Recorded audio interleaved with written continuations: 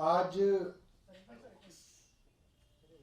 पूरे हिंदुस्तान में चर्चा है कि दिल्ली के मुख्यमंत्री अरविंद केजरीवाल जी को ईडी ने फिर से समन किया है। हैरानी की बात यह है कि अब तक बार बार पूछने पर भी ईडी ने या केंद्र सरकार ने ये नहीं बताया कि वे अरविंद केजरीवाल जी को किस हैसियत से बुला रहे हैं। ना वो गवाह हैं, ना वो अभियुक्त हैं। ईडी ने अब तक साफ नहीं किया। टाइमिंग पे भी सवाल उठते हैं। ठीक लोकसभा के चुनाव से पहले जब सारे दल और केंद्र सरकार खुद लोकसभा के चुनाव की तैयारी कर रही है, उन चुनावों की कैंपेन से पहले मुख्यमंत्री अरविंद केजरीवाल जी को गिरफ्तार करने की साजिश केंद्र सरकार कर रही है ताकि मुख्यमंत्री लोकसभा चुनाव की कैंपेन में ना जा पाए, उनको जेल में बंद कर दिया जाए। हम सब ये बात जानते हैं, पिछले 1.5 साल से इन्वेस्टिगेशन चल रही है। 1.5 साल हो गया है।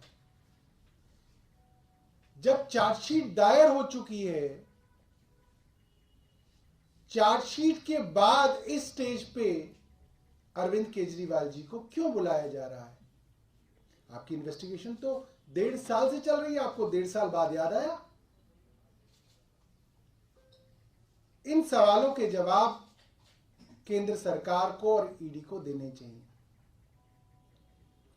ये बात जानते हैं कि मनीष जी को करीब 1 साल से गिरफ्तार किया हुआ है। उनके खिलाफ कोई सबूत अदालत में पेश नहीं कर पाए हैं। आज नहीं तो कल मनीष जी निर्दोष साबित होंगे और रिहा होंगे। ये बात केंद्र सरकार भी जानती है।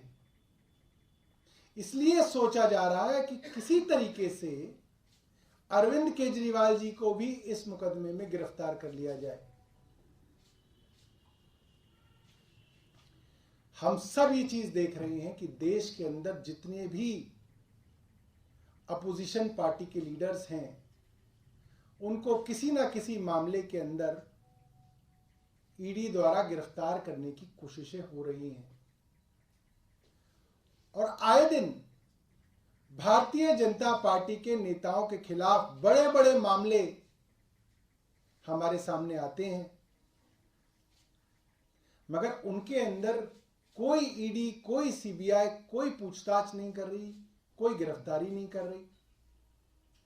जिन बड़े बड़े नेताओं के खिलाफ भारतीय जनता पार्टी ने कैंपेन चलाया, भ्रष्टाचार के खिलाफ कैंपेन चलाया, चाहे वो शुभेंदु अधिकारी हो, टीएमसी में थे, भ्रष्टाचार का कैंपेन चलाया, भारतीय जनता पार्टी में आ गए। मुकुल रॉय हो, कैंपेन चलाया गया, कहा गया मुकदमे किए जाएंगे, वो भी भारतीय जनता पार्टी में आ गए, सब मामले समाप्त हो गए। हेमंत बिस्व शर्मा हो, पेमा खंडू हो, नारायण राणे हो, छगन भुजबल हो, अजीत पवार हो, प्रफुल्ल पटेल हो, जो जो लोग भारतीय जनता पार्टी में आते जा रहे हैं, उनके खिलाफ फिर मामले सुनाई देने बंद हो जाते हैं। ये पूरा का पूरा मामला राजनीतिक है और अरविंद केजरीवाल जी को लोकसभा की कैंपेन से रोकने के लिए प्रायोजित है। धन्यवाद। सौरभ जी, पहली बार जब ईडी का समन आया था, उसके जवाब में आप लोगों ने ये पूछा था कि किस हैसियत से बुला रहे हैं, लेकिन ये भी कहा था 5 राज्यों में चुनाव होने वाले हैं।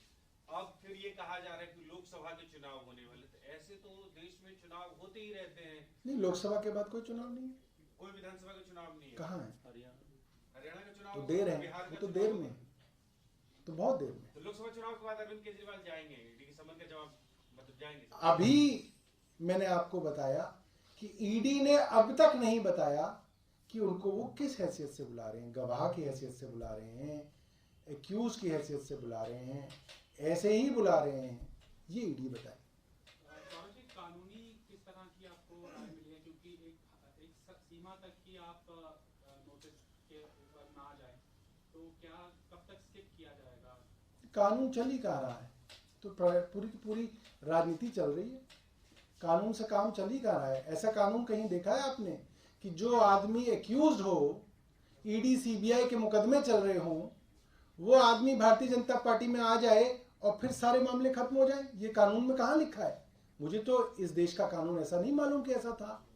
और मैं तो आपको एक नहीं दर्जनों उदाहरण दे रहा हूं। सीबीआई ईडी के मुकदमे हुए, पूरी की पूरी भारतीय जनता पार्टी की कैंपेन चली और वो फिर भारतीय जनता पार्टी में आ गए, उनके यहाँ उप मुख्यमंत्री बन गए, उनके यहाँ मुख्यमंत्री बन गए और फिर वो सारे के सारे मामले शांत हो गए। तो कानून, मुझे नहीं मालूम कि ऐसा कानून कौन से देश के अंदर है। सौरभ जी, आप जांच में सहयोग की बात कह रहे हैं, लेकिन जांच में सहयोग होगा कैसे जब आप जाएंगे ही नहीं? अगर पेश होंगे तभी तो जांच में सहयोग एक तरीके से कड़ी माना जाता है। जांच में सहयोग का मतलब ये नहीं है कि आप पकड़ पकड़ के लोगों को जेल में जब बंद कर दें और हम जांच के अंदर सहयोग कर रहे हैं। भाई, आपने जितनी जानकारी पार्टी से मांगी, पार्टी ने दे दी। आपने पार्टी के ट्रेजरर साहब को बुलाया, जितनी भी पैसे से संबंधित जानकारियां हैं वो उनके सामने रख दी गई। आपको और कोई पार्टी से जानकारी मांग लीजिए, आप मांग लीजिए। पार्टी के अकाउंट्स तो सारे बैंक्स के अंदर हैं।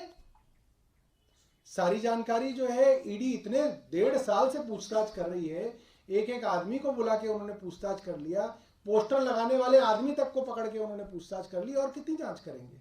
सौरभ जी, लेकिन अब अगर हम टेक्निकलिटीज पे बात करें, 3 समन के बाद ईडी के पास पावर है कि वो अरेस्ट कर सकती है। हमने देखा हेमंत सोरेन सुप्रीम कोर्ट तक गए थे और वो इसमें जो है अभी तक उनको सुप्रीम कोर्ट से एक तरह से राहत मिली, वो स्किप करते जा रहे हैं समन। देखिए, टेक्निकलिटी ये क्या है मुझे इसकी जानकारी नहीं है, मगर टेक्निकलिटी तो कानून का ही एक सब टॉपिक है कि कानून की टेक्निकलिटी।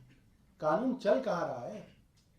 कानून होता तो भारतीय जनता पार्टी में शामिल होने के बाद भी कानून अपना काम कर रहा होता। उन लोगों को सम्मन आ रहे होते, उन लोगों की चार्जशीट हो रही होती, वो गिरफ्तार हो रहे होते। हो कहाँ रहा है? तो खुल्लम खुल्ला है, कोई लाग लपेट नहीं है भारतीय जनता पार्टी की तरफ से कि वो इसको छुपाने के लिए झूठे को ही सम्मन दे दें अपने आदमी को ना। हेमंत बिस्व शर्मा आ गए भारतीय जनता पार्टी में, मुख्यमंत्री बन गए, मामला खत्म है। शर्म के लिए भी ऐसा नहीं है कि चलो झूठे को ही हेमंत बिस्व शर्मा को बुला ले, लोग बहुत बदनामी कर रहे हैं कि वॉशिंग मशीन है बीजेपी की, ऐसा भी नहीं है।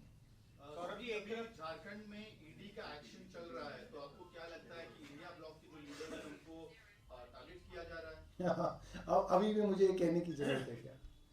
बीजेपी ने, मैं आपको ये कह रहा हूं कि किसी अपोजिशन लीडर के यहाँ, किसी अपोजिशन पार्टी के यहाँ छापा पड़ना, इसकी स्पेस तो अखबारों को रोज शाम को वैसे ही रख लेनी चाहिए। उसमें बस भर देना चाहिए, अच्छा झारखंड में झारखंड डाल दो, अच्छा बंगाल में बंगाल डाल दो, अच्छा वहां पे आ गया दिल्ली के अंदर, अच्छा पंजाब के अंदर, वो नाम भर दिया करो। रोज आप एक कॉलम जो है उसके लिए बचा के रखिए। सर, एक दूसरा मामला है और पहले बहुत बड़ा मामला हुआ था सीए वाला। अब ये कहा जा रहा है कि लोकसभा चुनाव से ठीक पहले गृह मंत्रालय इसको नोटिफाई करा सकता है और एक तरफ राम मंदिर भी चल रहा है। तो क्या लगता है, लोकसभा चुनाव से ठीक पहले सीए को लागू क्यों कराया? अब अगर मैं कहूंगा कि लोकसभा चुनाव से पहले क्यों किया जा रहा है, तो मेरे दूसरे मित्र कहेंगे अरे चुनाव तो देश में चलते ही रहते हैं। ये सिर्फ कहने वाली बात नहीं है। अयोध्या की डेट लोकसभा चुनाव से पहले क्यों है, सीए की डेट लोकसभा चुनाव से पहले क्यों है, और मुख्यमंत्री अरविंद केजरीवाल को लोकसभा के चुनाव से पहले क्यों बुलाया जा रहा है, ये समझते सब लोग हैं। मगर प्रश्न पूछने वाले प्रश्न पूछ लेंगे, अरे साहब अब नहीं तो तब हो जाएगा, तब नहीं तो अब हो जाएगा। अरे इससे बड़ा चुनाव कोई ना देश में कोई। क्या आप लोग सुप्रीम कोर्ट या कोर्ट जाएंगे क्या? क्योंकि आप लोग लगातार, अरे हमारी पार्टी तो कोर्ट में ही रहती है ज्यादातर समय। तो जाएंगे इस मामले में? अब बचा क्या है इस देश के अंदर? कोर्ट कचहरी ही बची हुई है और कुछ बचा ही नहीं है। तो क्या आप जाएंगे इस मामले में? अब देखेंगे वकील साहब क्या बताएंगे। अच्छा, अभी तो आप लोगों की कोर्ट में है, आप बताओ फैसला। सर अभी बीजेपी ने ट्वीट किया है, उन्होंने कहा है कि अरविंद केजरीवाल ईडी से डरते हैं, उन्होंने मनीष सिसोदिया और संजय सिंह को अकेला छोड़ दिया है। तो क्या बोलूँ मैं इस पर, बताइए। तो भी आपकी प्रतिक्रिया होगी। उनके पास कोई काम कोई नहीं ना भारतीय जनता पार्टी के।